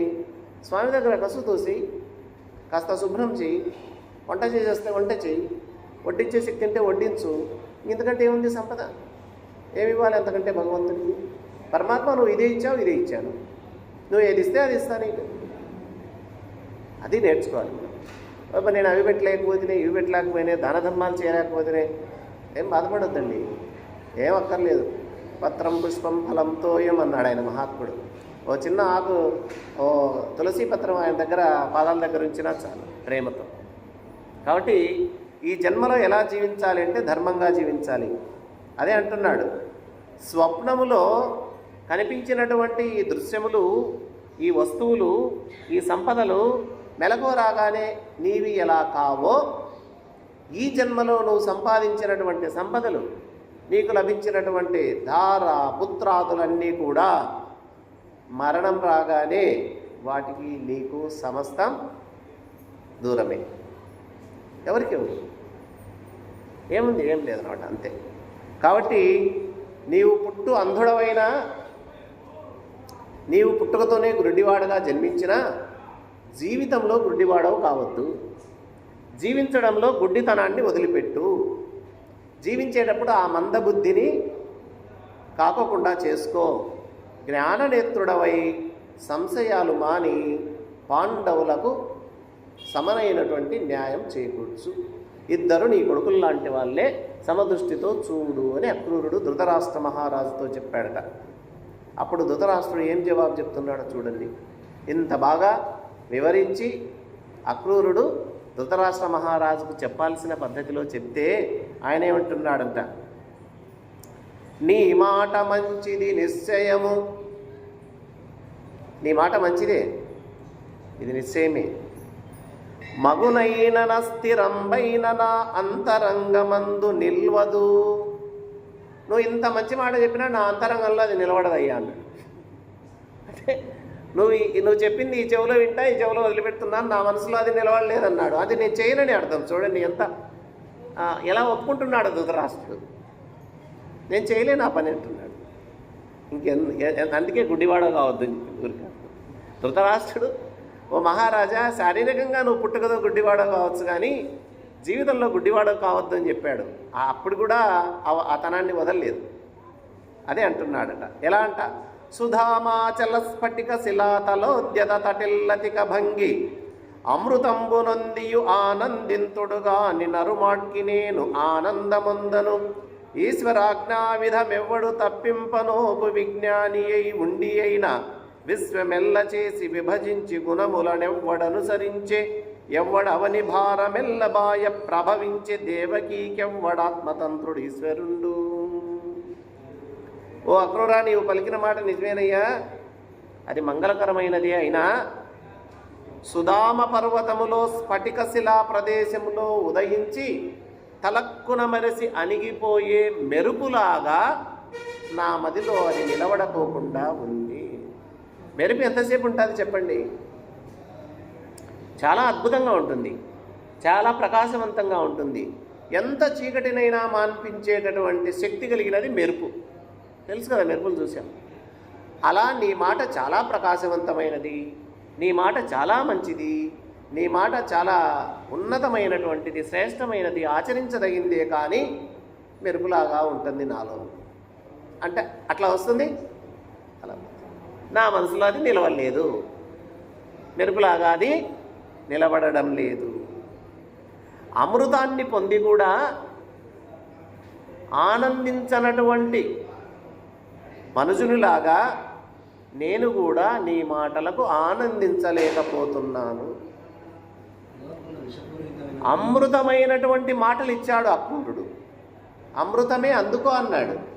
ఎవరు? అక్రూరుడు. కానీ నేను అందుకోలేకపోతున్నాను అంటే తన దౌర్భాగ్యాన్ని తాను చెప్పుకుంటున్నాడు. ధృతరాష్ట్రుడు చాలా చోట్ల చెప్పాడు, నా చేత కాలేదు, నా చేత కాలేదు.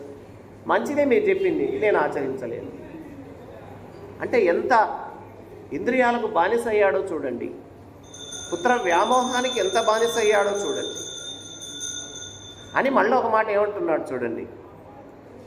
తాను ఎంత వివేకవంతుడైనా పరమేశ్వర సంకల్పాన్ని ఎవరు తప్పించగలరు అంటే మళ్ళీ తన మీద వేసుకోలే భారం. ఇది ఆ భగవంతుని సంకల్పం అలా ఉందేమో, అందుకే నా మనసులో నిలవలేదేమో, మరి ఆ పరమేశ్వర సంకల్పాన్ని ఎవరు తప్పించుకుంటారు అని మళ్ళీ ఒక మాట. ఇదే మనం చేస్తున్న తప్పు. చాలామంది చేస్తున్న తప్పు. జీవితంలో రెండు ఉంటాయి. పూర్వజన్మ సంస్కారము ఒకటి, ఇహజన్మ ప్రయత్నము రెండవది. సరే, పూర్వజన్మ సంస్కారం బట్టి పరమేశ్వరుడు ఎలా చేయాలో అలా జరుగుతుంది, మంచిది ఉంటుంది, నడుస్తుంది. కానీ ఇహజన్మ ప్రయత్నం అనేది మర్చిపోయామే. నిన్నంతా కష్టపడలేదు, డబ్బు లేదు, తినడానికి ఆహారం లేదు. సరే, అలా రాసింటే అలా జరుగుతుందని అట్లే కూర్చుంటే ఈరోజు కూడా అన్నం ఉండదు నీకు. అరే, నిన్న కష్టపడకపోవడం వల్లనే కదా డబ్బులు లేవు, లేకపోవడం వల్ల కదా ఆహారం నాకు దొరకలేదు. మరి సోమరితనాన్ని వదిలిపెట్టి ఇప్పుడు కష్టపడదామంటే రేపటికి అన్నం ఉంటుంది. ఇది ఇహజన్మ ప్రయత్నం అంటే. కాబట్టి నీ పని నువ్వు ఖచ్చితంగా చేస్తూ ఉండాలి. అది ఎట్లా ఉండండి, నీ గతాన్ని మనం మార్చలేం, జరిగిన దాన్ని. ఇప్పుడు ప్రారంధానుసారంగా నీకు జరగవలసిందేదో జరుగుతుంది, అందేదేదో అందుతుంది, వచ్చేదేదో వస్తుంది. కానీ భగవద్ విషయంలో మాత్రం ఇహజన్మ ప్రయత్నం తప్పనిసరిగా అవసరం. ధృతరాష్ట్రుడు అది చేయలేదు. అది చేయకుండా ఏమంటున్నాడు? పరమేశ్వర సంకల్పాన్ని ఎవడు తప్పించగలడు? ఇంకేమంటున్నాడు? ఎవరు తన మాయచే ఈ విశ్వాన్నంతా సృష్టించి ఆ విశ్వంలోనే ప్రవేశించి జీవులు చేసినటువంటి కర్మలకు తగిన ఫలాలను విభాగించి ఇచ్చుచున్నాడో. మనకు ఫలాన్ని ప్రసాదించే ప్రదాత ఎవరు? ఈశ్వరుడే. నిజంగానే మనకు ఫలాన్ని ఇస్తున్నది ఈశ్వరుడే. ఎందుకు ఇస్తున్నాడు ఫలాన్ని? ఒకరికి ఎక్కువ, ఒకరికి తక్కువ. ఆయన ఏమన్నా పక్షపాతమా? కాదు. చేసుకున్న వాడికి చేసుకున్నాం. పోయిన జన్మలో మంచి పుణ్యకార్యాలు చేసావు, బ్రహ్మాండమైనటువంటి జన్మ ఇప్పుడు వస్తుంది. పోయిన జన్మలో అన్ని క్రూర కృత్యాలు చేసావు, దరిద్రమైన జన్మ ఇప్పుడు వస్తుంది. మరి తప్పేవాడిది నీదా పరమాత్మదే? పరమాత్మదేం లేదు. ఒక టీచర్ ఉన్నారు, అయ్యవారు. ఒక పిల్లవాడికి 98 మార్కులు వేస్తారు, ఇంకో పిల్లవాడికి 36 మార్కులు వేస్తాడు. ఏమయ్యా గురువర్యా, మేమిద్దరం నీకు శిష్యులమే కదా, నీ దగ్గరే చదువుకున్నాం కదా, మరి ఆయనకేమో 90 మార్కులు వేశారు, నాకేమో 35 మార్కులు వేశారు అంటే, అరే నాయనా నువ్వు రాసింది అంతేరా, నువ్వు రాసింది ఇంతేరా. రాసిన దాని వెంట మార్కులు వచ్చాయి అక్కడ. నువ్వు బాగా రాసింటే బాగా వేస్తుంది, నువ్వు బాగా చేసింటే పోయిన జన్మలో ఈ జన్మ మంచిగా ఇచ్చేవాడిని, ఆయనలాగా పుణ్యకార్యాలు చేసి ధర్మకార్యాలు చేసి మంచిగా జీవింటే ఈ జన్మ భద్రంగా ఉండేది నీకు. లేదు, అది చేసుకున్న వాడికి చేసుకున్నంత అంటే ఇది. నీది నీదే, నాది నాదే, ఇద్దరం మార్చుకోవడానికి వీలే పడదు. మా భార్య అండి కుదరదు. ఈ ఆస్తిని ఇవ్వచ్చేమో భార్యకు పిల్లలకు, ఈ లౌకికమైన సంపదను అందించవచ్చేమో, ఆధ్యాత్మిక సంపదను ఎవరిది వాళ్ళే అనుభవించాలి. నీది వారికి, వారిది వీరికి రాదు. అందుకే కృష్ణ పరమాత్మ ఉద్ధరేతదాత్మానాత్మానం అన్నాడు. ఎవరిని వారు ఉద్ధరించుకోవాల్సిందే. మరి గురువులు ఏం చేస్తారు? దారి చెప్తారు.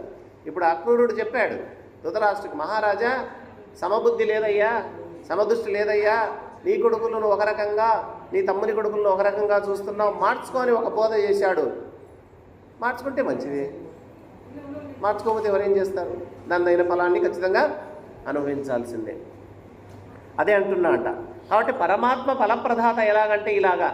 అంతేగా కానీ దేవుడికి ఎంత పక్షపాతం అమ్మా, నాకు ఇన్ని కష్టాలు పెట్టాడు, వాళ్ళకేమో అన్ని సుఖాలు పెట్టాడని మనం దేవుడిని నిందించరాదు. ఎప్పుడు కొంతమంది నిందించే వాళ్ళు ఉన్నారు. తప్పు. నువ్వు చేసిన దానికి ఆయన నిందిస్తే ఇట్లా, నువ్వు చేసిన దానికి నువ్వు అనుభవిస్తున్నావు అంతే. నువ్వు మంచి చేసింటే మంచిగా అనుభవిస్తావు, చెడు చేసి చెడు అనుభవిస్తావు. ఇది గమనించాలి. మరి పోయిన జన్మలో మేము చదివే చేయలేదులే అనుకుంటే ఈ జన్మలో చేయి, ఇంకా ఏమి మంచి అవకాశం ఉంది కదా. ఎవరికి రానటువంటి అద్భుతమైన మానవ జన్మ వచ్చింది. 84 లక్షల జీవరాశుల్లో అద్భుతమైన శ్రేష్టమైన ఉత్తమమైన జన్మ మానవ జన్మ. అన్నీ చేసుకునే అవకాశం ఉంది మానవ జన్మలో. మంచి తెలివితేటలు, మంచి మనస్సు, మంచి బుద్ధితో జీవించు. ఎవరొద్దన్నారు? అవకాశం లేదా? ఉంది. అద్భుతమైన భాగవత ప్రవచన అవకాశం భగవంతుడు నాకు మీకు ఇచ్చాడు. మరి ఎంతమంది రాగలిగామో చెప్పండి. ఏమైనా ఖర్చు అయ్యేదా? లేదు. ఏమైనా బరువు అయిందా? లేదు. బరువు లేదు, భారం లేదు, ఖర్చు లేదు, ఏం లేదు. కూర్చొని హాయిగా వినవచ్చు. అర్థమైన వాటిని అర్థం చేసుకోండి. 100% అర్థం కాకపోయినా 50% అర్థమవుతుంది కదా. నేనేం వివరించే చెప్తుంటా కదా, ఎవరైనా వివరించే చెప్తారు. బాగా అర్థం కావాలనే అప్పుడప్పుడు కొన్ని ఉదాహరణలతో సహా ప్రవచనాలు ఇస్తూ ఉంటారు. బాగా అర్థం చేసుకుంటూ ఉండాలి, జీవితంలో ఉపయోగించుకోవాలి. ఓ 10 వింటే కనీసం 2 ఆచరణలో పెట్టాలి కదా. అందుకే మంచి అవకాశాన్ని ఎప్పుడే కానీ వదులుకోవద్దు. భగవంతుడు అందరికీ అవకాశాలు ఇస్తాడు, కానీ ఆ అవకాశాన్ని ఉపయోగించుకున్నవాడు అదృష్టవంతుడు. ఆ అవకాశాన్ని ఉపయోగించుకోకపోతే వాడిని దరిద్రుడు ఇంకోరు ఉండరు. మంచి అవకాశాలు ఎప్పుడు వదులుకోకండి, భగవద్ అవకాశం. కాబట్టి ఇక్కడ అంటున్నాడట, ఆ పరమాత్మే కర్మఫల ప్రదాత.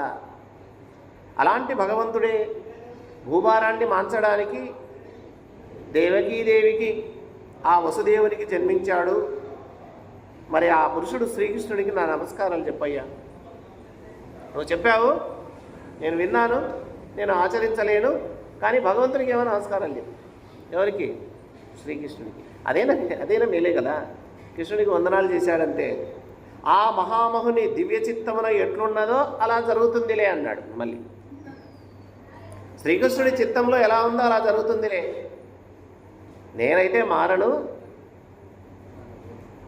ఆయన చిత్తం ఎలా ఉంటే అలా జరుగుతుంది. ఇక్కడ మనం ఒక విషయాన్ని అద్భుతంగా గమనించాలి. మారను నేను అని ఎందుకన్నాడంటే మారకోకుండా చేస్తున్నాడు ఆయనే అని ఆయనకు తెలుసు.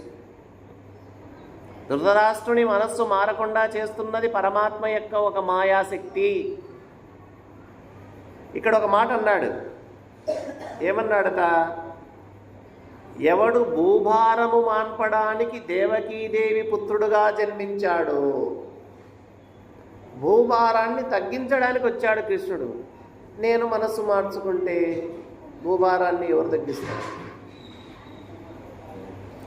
ఆ ఉద్దేశంతో ధృతరాష్ట్ర మహారాజు చెప్పాడు. చూడండి, నేను ధృతరాష్ట్రుడు, నేను సన్నోడేం కాదు. రావణాసుడు సీతాదేవిని ఎందుకు అపహరించుకు వెళ్ళాలి? విభీషణుడు శరణు వేడాడు కదా. మరి రాముడు కూడా మంచివాడు కదా, శరణు వేడితే రక్షిస్తాడు కదా. మరి శరణాగతి ఎందుకు కోరలేదు ఆ రావణాసురుడు? కోరడు, మారదు మనస్సు. ఎందుకంటే చావాలి కదా, లంక అంతా ధ్వంసం కావాలి కదా, రాక్షస సంహారం జరగాలి కదా, భూభారం తగ్గాలి కదా. అలాంటి సందర్భంలో మనం ఎంత ప్రయత్నం చేసినా మా మనస్సు మారలేదు అంటే అది ఏదో దైవమాయ. గుర్తుంచుకోండి. ఎంత ప్రయత్నం చేసినా నువ్వు జయించలేకపోతున్నావు అంటే ఒక విషయాన్ని ఏదో ఒక మాయ అడ్డపడుతుంది. ఇది దైవీ మాయ. అందుకే దైవీ హేష గుణమమి మమ మాయా దురత్యయ మామేవ ఏ ప్రపద్యంతే మాయామే తాం తరంతితే. నాకెంత శక్తి ఉందో నా మాయకు అంతే శక్తి ఉంది. నా మాయాశక్తిని దాటడానికి నీ చేత కాదు. మరి ఎట్లయ్యా? నీ మాయాశక్తి అంత శక్తివంతమైంది, నేను దాటలేకపోతున్నాను, మరి నా గతి ఏంటి అని అన్నప్పుడు మామేవ ఏ ప్రపద్యంతే, నన్ను శరణు వేడు, నా మాయ నిన్నేం చేయదు. అలాంటి సమయంలో ఎవరిని శరణు వేడాలా? భగవంతుడిని వేడండి.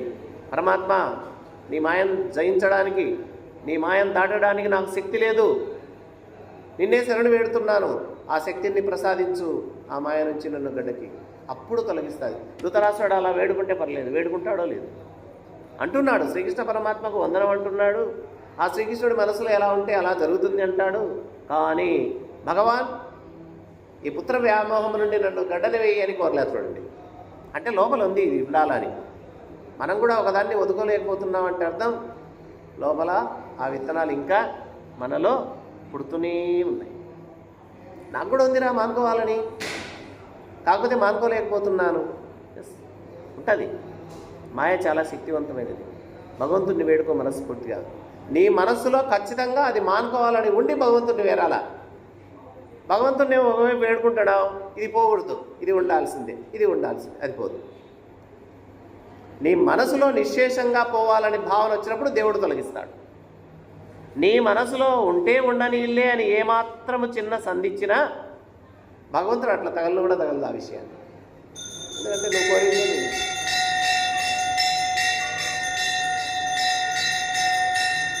సరే, వెంటనే అక్రూరుడు అన్నాడు, మహారాజా, ధృతరాష్ట్ర మహారాజా, నీ అభిప్రాయాన్ని నేను గ్రహించాను. అంటే నీ మనసులో ఏముందో నాకు బాగా అర్థమైంది. నీకేది ఇష్టమో అట్లే చెయ్యి. ఇంకా చివరి మాట అది కదా.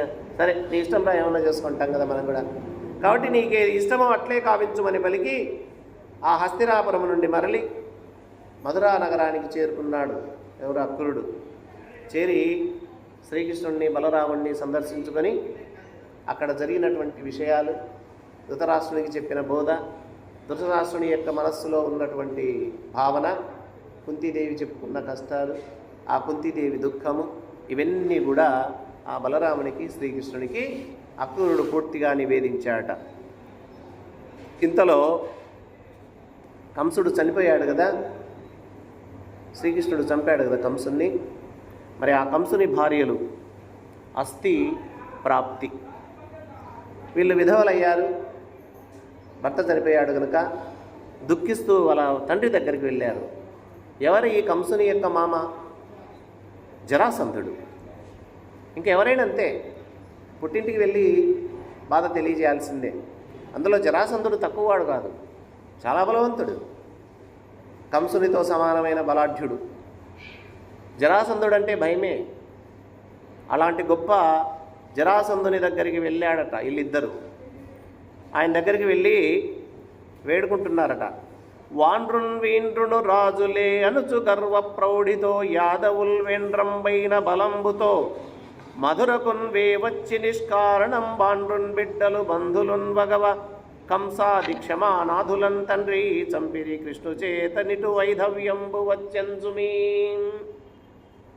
తండ్రి దగ్గరికి పోయి, తండ్రి, లోకంలోని వారు వీరు రాజులేనా అని యాదవులు మిక్కిలి గర్వించి దుస్సాహసము చేత సైన్యంతో వచ్చారు, మధురా పట్టణాన్ని ముట్టడించారు.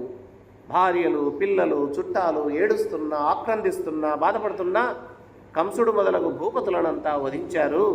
ఈ విధంగా మాకు ఆ కృష్ణుడి వల్లనే వైధవ్యం ప్రాప్తించింది అని ఏడ్చి చెప్పినారు నాయనతో. వాళ్ళకైనా అర్థం ఉండాలి కదా. ఎలా చెప్తున్నారు? సైన్యముతో శ్రీకృష్ణుడు వచ్చాడు ఆ మధురా నగరం మీదికి. నిజమేనా? ఇది కాదు కదా.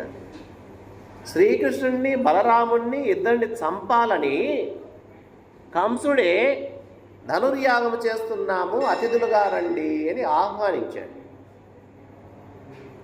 వస్తారో రారో అని ఉద్దేశం చేత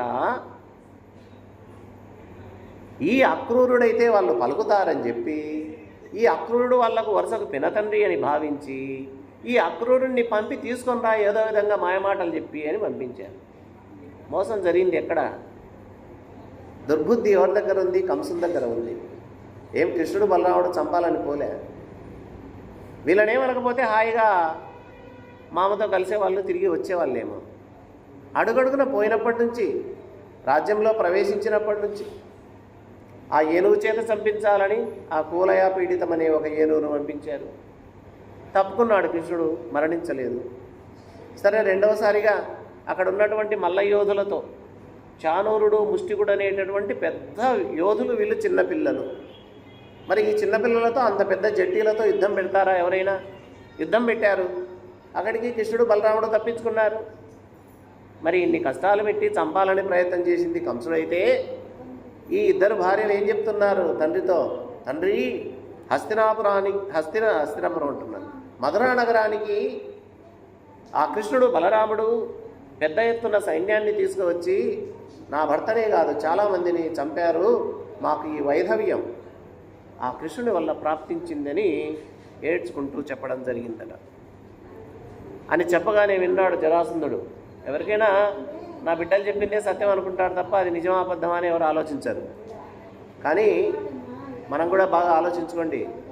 వినదగునెవ్వరు చెప్పిన వినినంతనే వేగపడక వివరింపతగను, కానీ కళ్ళ నిజము తెలిసిన మనుజుడెపో నీతిపరుడు మహిళోస్మతి. ఎవరైనా చెప్పింది వినండి, వెంటనే అది నిజం అనుకోకండి, కాస్త ఆలోచించండి. అది నిజమా అబద్ధమా అని కాస్త ఆలోచించి తదుపరి నిర్ణయం తీసుకోండి. వెంటనే వాడు చెప్పింది విని నిర్ణయం తీసుకుంటే న్యాయం జరగచ్చు, అన్యాయం జరగచ్చు, చెప్పలేము. అందుకే పెద్దవాళ్ళు ఎవరైనా కొంచెం వినాలి. సర్లేమ్మా చూస్తాను, మళ్ళీ కొంత సమయం తీసుకుంటే ఏది సత్యం ఏది అసత్యం, వీడు చెప్పినది నిజమా కాదా అని తెలుస్తుంది. తర్వాత నిర్ణయం తీసుకోవచ్చు. ఇక్కడ జరాసంధుడు కూడా మూర్ఖుడే అని చెప్పాలి. బిడ్డలు ఇద్దరు చెప్పగానే బిడ్డలు చెప్పింది సత్యమని భావించాడు. ఎలా ఉన్నాట? ప్రళయ కాలానలంబు తెరంగున మండిపడి శోకరోషంబులు బంధురంబులుగా జరాసంధుండిట్లనియే. బ్రహ్మాండమైన కోపం వచ్చింది జరాసంధునికి. ప్రళయకాలంలో అగ్నిలాగా మండిపడ్డాడు. ఒకవైపు శోకం, ఒకవైపు రోషం, ఈ రెండు పెనగునగా ఇలా అంటున్నాడట. ఏమి? కంసుని కృష్ణుడే రణములో హింసించెనో చెల్ల, నా సామర్థ్యంబు తలంపడించకయు మచ్చండ ప్రతాపానలోద్ధామాత్పుల్పడి నేడు కాల్చు ఎదు సంతానాటవీ వాటికన్, భూమిన్ కృంగిన నింగి ప్రాకిన మహాంభోరాశిలో జొచ్చినన్. ఏమంటున్నాడు చూడు జరాసంధుడు. ఏమిటి? కంసుని సంగ్రామంలో ఆ శ్రీకృష్ణుడు సంహరించాడా? నేనున్నానని తెలియదా? నేను కంసునికి మామనని తెలియదా? నా సామర్థ్యం కొంచెమన్నా లెక్క చేసుకున్నాడా లేదా? ఆ కృష్ణుడు భూమిలో దిగిన, ఆకాశానికి ఎగబ్రాకిన, పారావారంలో ప్రవేశించిన, చెలరేగేటటువంటి నా ప్రతాపాగ్ని జ్వాలల చేత ఆ యాదవ సమూహాన్ని అంతా సర్వనాశనం చేస్తానులే అన్నాడట. చూడండి ఎంత కోపం వచ్చిందో. ఇద్దరు చెప్పంగానే ఆ జరాసంధునికి విపరీతమైన కోపం వచ్చి ఇక బలంతో శ్రీకృష్ణుడిని మట్టు పెడతానని వాళ్లకు మాటిచ్చాడు. అంతేకాదు అంటున్నాట, తమ తమ బలములతో హరిహర ఇంద్రాదులెవరు అడ్డపడెదరో అది చూస్తునుగాక. శ్రీకృష్ణుడికి ఏమంత ధైర్యం? ఆ హరి వచ్చిన, అంటే ఆ విష్ణు వచ్చిన, ఆ శివుడు వచ్చిన, ఆ దేవేంద్రాదులు వచ్చిన నేను ఏమాత్రం లెక్క చేయను. నా యొక్క బలం ఏంటో, నా శక్తి ఏంటో నిరూపిస్తాను, నా శక్తి ఏమిటో వాళ్ళు చూస్తురుగాక అని చెప్పి ఒకే శపథం చేశాట. ఈ మహీమండలమంతా నేడు నా చేత యాదవ వంశమంతా రహితమవుతుంది గాక అన్నాడు. అంటే కృష్ణుడినే కాదు, సమస్త యాదవ వంశానంతా నాశనం చేస్తానని ప్రతిజ్ఞ చేతబట్టాడట. ఎవరు? జరాసంధుడు. అంటే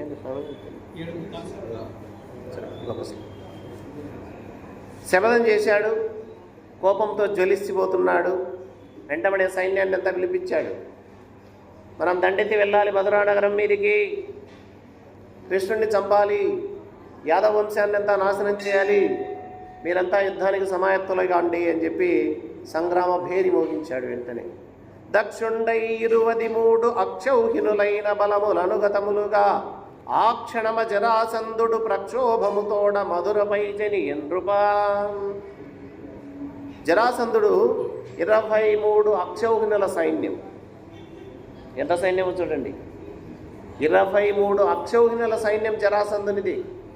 కురుక్షేత్రంలో కూడా అంత సైన్యం లేదు, కేవలం 18 అక్షౌహినుల సైన్యమే. 11 అక్షౌహినులు కౌరవులకు, 7 అక్షౌహినులు పాండవులకు ఉన్నది. కానీ 23 అక్షౌహినుల సైన్యము వెంబడించగా ఆలస్యం చేయకుండా ఆ క్షణమే యాదవ రాజధాని అయిన మధురపైకి దండెత్తి వెళ్తున్నాడట జరాసంధుడు. ఎట్లా ఉందట వెళ్తుంటే? ఆ ఒక్క పద్యం చెప్పి చాలిస్తాం ఈరోజు. గంధే బతురకరత భటబంధుర చరణోత్తితోగ్రపాంసు పటలయో గాంధీభూతములై దివి మంధరగతి నడచెనపుడు మార్తాండహరుల్.